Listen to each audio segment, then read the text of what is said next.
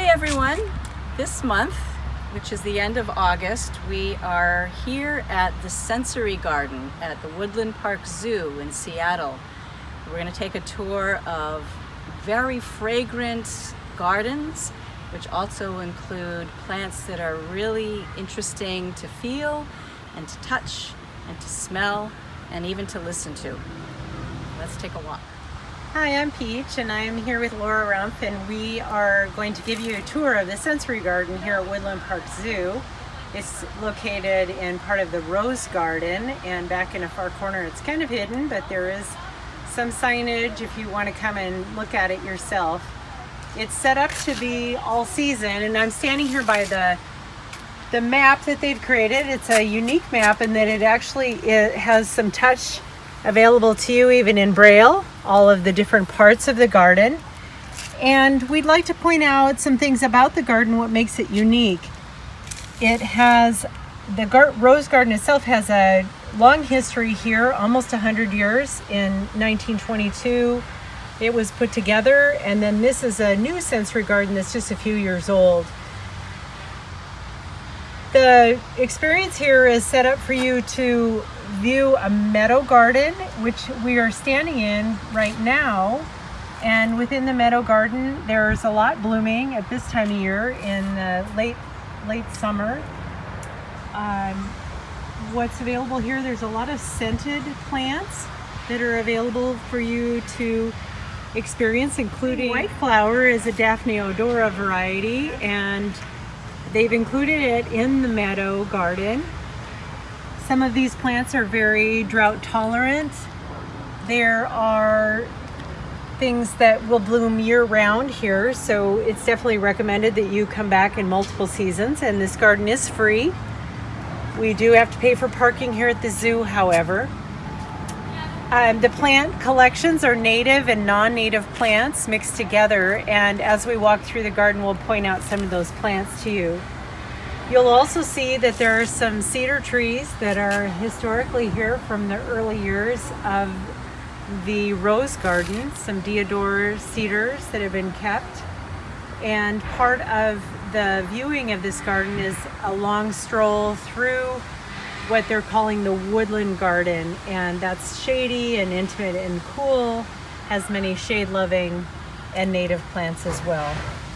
Thought we would start with the sense of touch and go around and feel some of these wonderful plants. There's a really soft one right here, which is a type of potentilla or cinquefoil. It's just really soft, and the flowers are almost papery.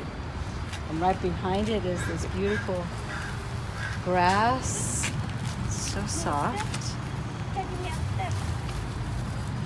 The seeds are falling off. And over here is an interesting table where they have stenciled and cut out pictures of animals. So here's an elephant. You see the elephant's trunk and the tusks and the ears, because after all, we are at the zoo. Here's an elephant looking straight on. It's actually pretty hot right now because of the sun hitting the metal. And over here is a bird.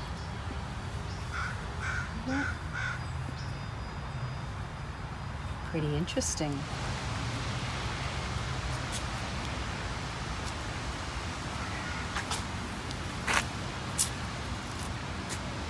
Have to be careful not to get in the way of bees.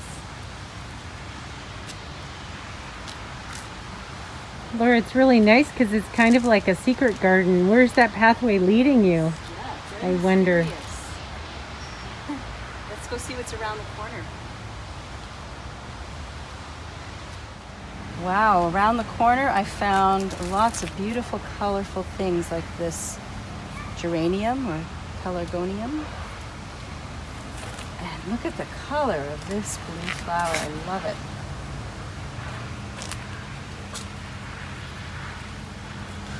And then on the other side, in the shade, we have some astilbe. You can see the blossoms are starting to fade. They're very soft. It almost feels rubbery. And then further along, we have some beautiful hydrangeas.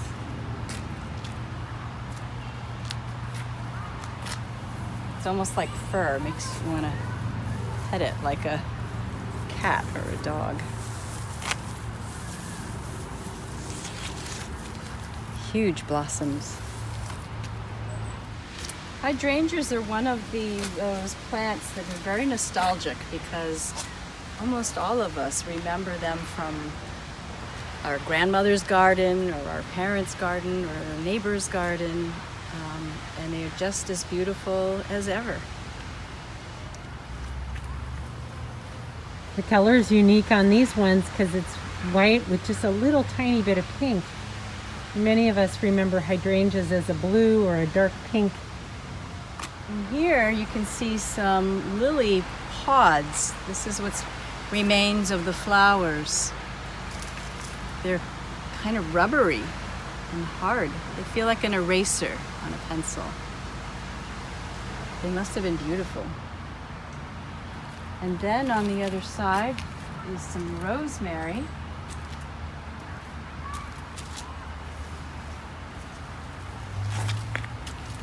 Also called the memory herb because the Romans and Greeks used to wear it as crowns in their hair before going in to take exams. So it is believed to stimulate the brain. Once again, there are more grasses. So as we walk down this next path, you'll just see lots of grasses. More lavender.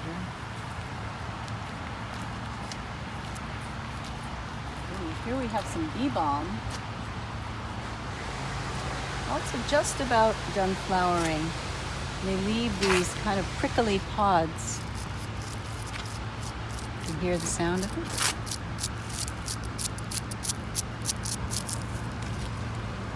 There's a pretty patch of astilbe.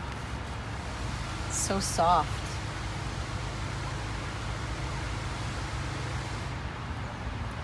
The bees love it too. It's a bumblebee. Laura, what's nice about this garden is that it's so accessible. You can see that they've made a nice smooth pathway. There are rocks for sitting. You need to rest in the shade. It's not real busy. It's kind of a hidden garden. That's right. You hear a little bit of the zoo garage there, but other than that, it's really nice and peaceful here. But yeah, the pathways are smooth enough and flat enough and wide enough for even walkers and wheelchairs to get through. So that's really nice. And it is beautiful fuchsia. Weeping down, it weeps just like this grass does, with the same sort of falling, cascading motion and texture. If you listen really carefully, you can hear the pollinators. They're busy in these blooms. They're busy on the comfrey as well. See that bumblebee?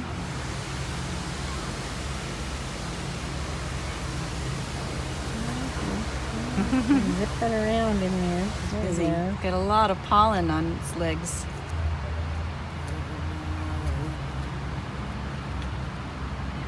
We have some anemone here. Love these round buds. Yep. They start off so round and then they open up into something very flat. Like that. And that, look at that round pod left in the center.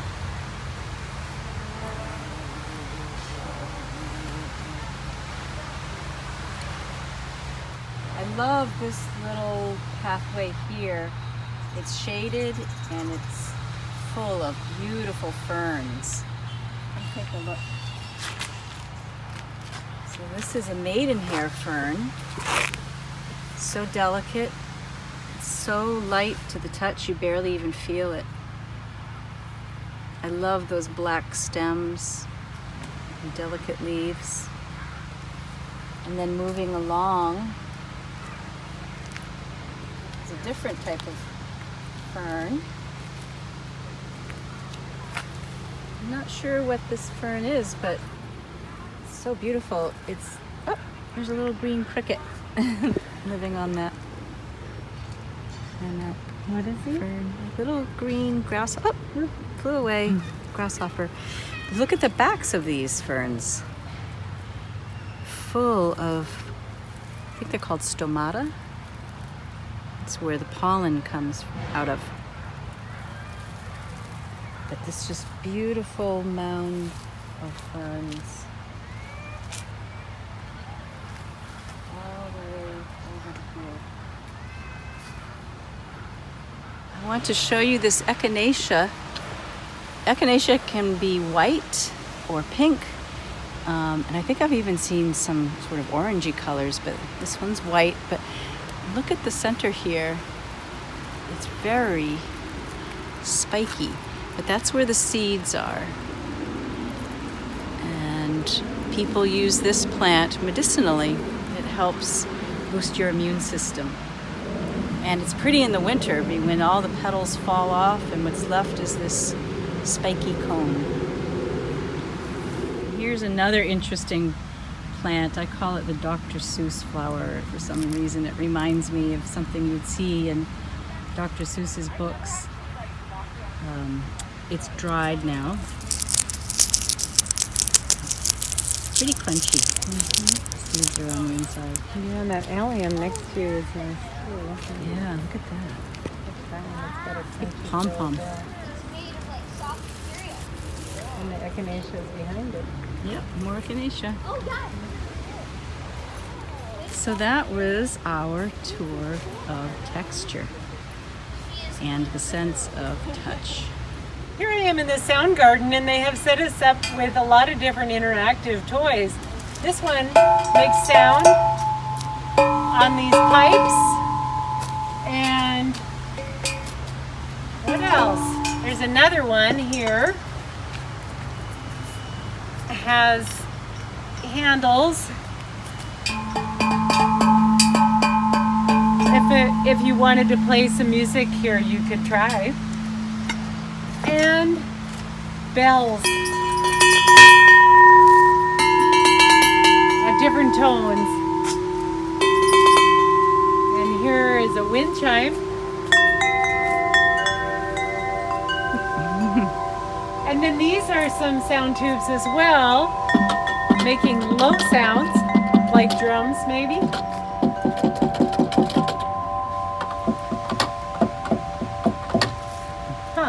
And same thing, if you have the ability to recognize different pitches and tones, you could probably play some music here.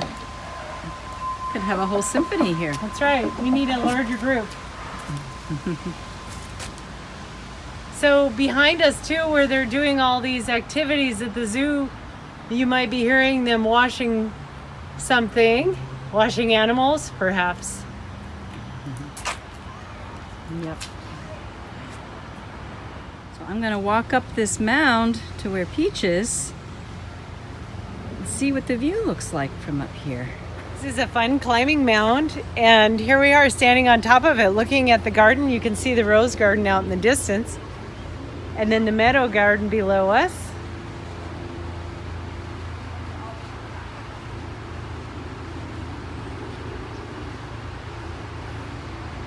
Shade garden over there, the parking lot, the sound garden, the meadow. Laura, the colors are so soft right now for the end of summer. Unlike spring when everything is really bright, these colors are more pastel-y and soft and kind of moving into autumn colors. That's right. The grasses are golden. Everything is taking on a golden hue. Even the weeds that are growing up on top. Yeah, interesting how the colors change through the seasons. We're going to follow Peach around the corner to another sound, but first I had to show you these gorgeous orange roses.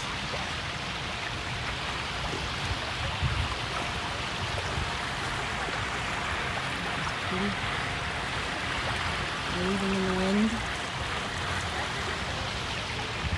And you hear the water in the background. Ah, wow. Just a very soft waterfall.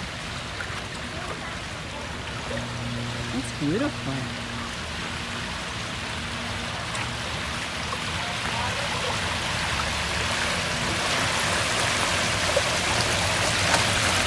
This is part of the Civic Rose Garden, and it was put in, like I said, back in the early 1920s as this by the Seattle Rose Society, and it's a free garden. It's available for all of us to enjoy. Lots of rose species and other shrubs. Possible to come here as well year-round. I think you could enjoy this garden at any time of year. Especially in Seattle. I think sometimes we have roses that even bloom in the winter. Does that happen at your house, Laura? I've had a few that are still blooming, and if not blooming, they may have rose hips on them, which are very interesting. Right. And I see more water in the distance here. Look at this beautiful little Nicotiana, just perfectly positioned in this beautiful water lily pond. Laura, the lily pads are fabulous over here. Let's go take a look at them. So this is the lily pad pool. Oh, is that a lotus, do you think, Peach? It looks like The a one lotus that's sticking flower. up? That would be interesting. The colors of those lilies.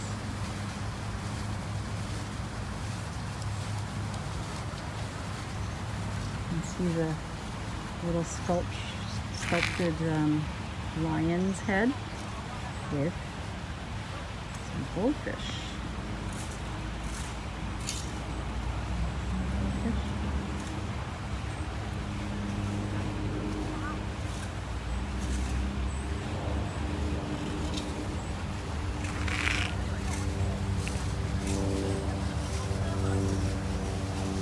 Let's go to the next fountain. Here's another water fountain.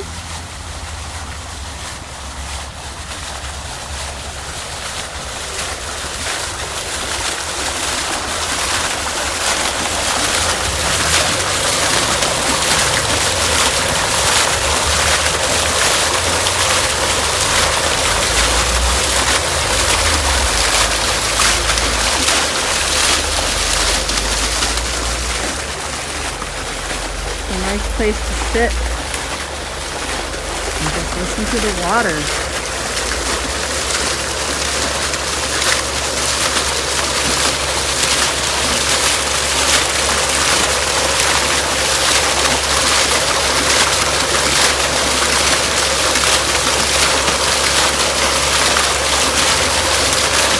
So here we have something that is actually edible.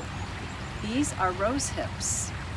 And you can harvest the rose hips when they're nice and red, like this one here especially. And you can dry them out, and then you can make a tea from them.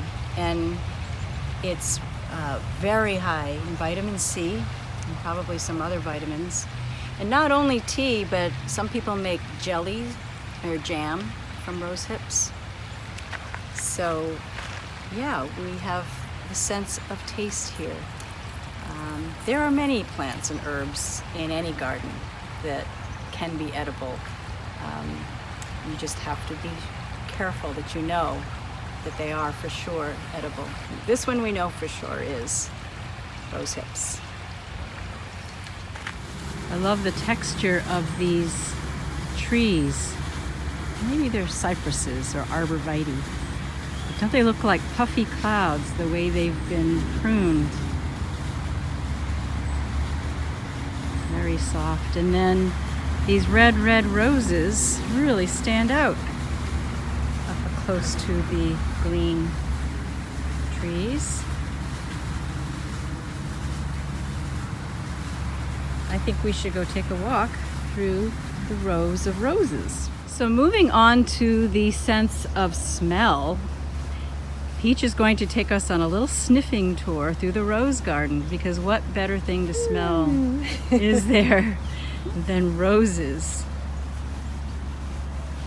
That was a huge rose shrub that she was just sniffing. Some beautiful, almost hot pink roses here. How do these smell, Peach?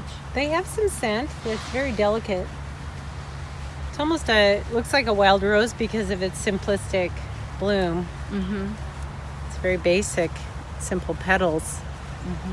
But a strong looking plant. Yeah, look how many there are of them. I think with the native or the older roses, a lot of times they have many spikes. Lots of thorns. Oh, the thorns, yeah. Let's take a These closer ones are look. quite thorny. You see them there on this? Ouch. Uh-huh. How about on this side? Look at these beautiful peach-colored roses, which match your dress. Match my dress. Sweet. Is that what they call a double rose? Where it's not as simple as the one we just saw. It's got a bunch of little blooms ready to open. Wow, that's a prolific one. And very tall. Looks healthy. I love roses in the Pacific Northwest because we have such a long bloom time. They start in the spring, and people say the height of their bloom is in June, but I think they're still blooming pretty strong. And here we are towards the end of August. Look, now this looks like the yellows and oranges. Wow, what a beautiful color that one is. Even this red one next to you has kind of a brick red. It's very different. That is very different. That's actually a closer color to your dress. Very warm tone. There are a lot of them behind you too, Laura. They're next to the yellows and oranges. And the yellows. Kind of a fiery part of the garden. Yes. Yeah. And they do smell sweet. These ones have a nice scent. So beautiful.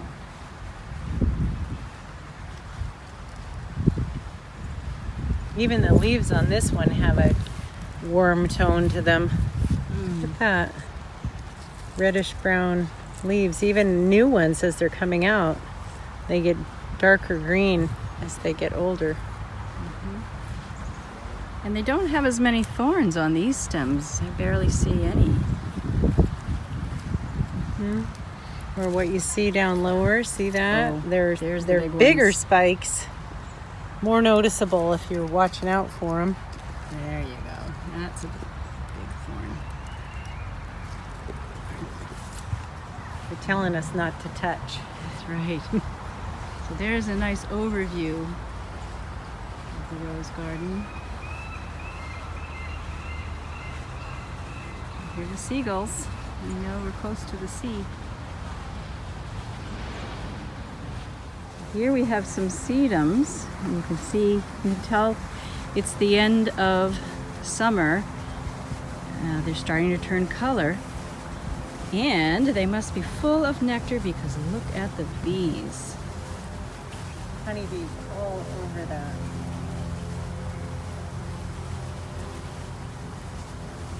Wow, they're loving it.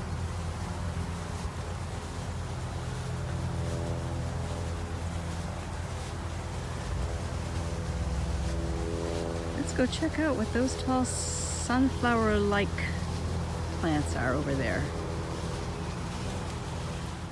So we're thinking that these are sunchokes. These are not roses. They sure look beautiful, especially next to these pink roses. And most of the roses do have name plaques. I like this one. Singing in the Rain. Not today. We're enjoying the sunshine. Butterfly. I'm going to close up my skirt so that I don't have bees going up my dress. Fun little pathway going through this part of the rose garden, so I thought I'd take you on a little adventure. As Laura had pointed out, these are, I believe, Jerusalem artichoke flowers, and they do resemble a sunflower, just a smaller one. And we just kind of climb on through here without getting too many bees disturbed. It's a fun little pathway, kind of hidden and mysterious. And then here we are on the other side. There's some beautiful white roses here and a white Veronica. And there's also a yellow fuchsia. So they've mixed some things into the rose garden to soften it. I think the rose garden sometimes in the winter looks a little bit barren. So it's fun to see a lot of these other flowers blooming as well. So Peach, tell us about this tree. Well, I believe that this tree is called a Harlequin glory bower, and it's such a fun tree because it looks beautiful in many seasons. It does get a berry that will start showing up fairly soon, but right now we still have flowers on it and a lot of pollinators working.